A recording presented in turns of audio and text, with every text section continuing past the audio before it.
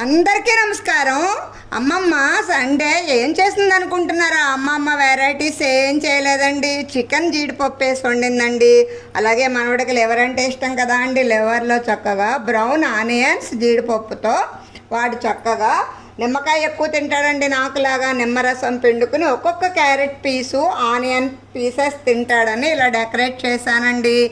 చక్కగా టమాటో చారు కాసానండి. ఇందులో బెల్లం వేయలేదండి. నీసు కూరలు వండుకున్నప్పుడు బెల్లం వేసుకోకూడదండి. వేడి వేడి అన్నమండి. చక్కగా అరటిపళ్ళు ఎంత బాగున్నాయో కదా అండి.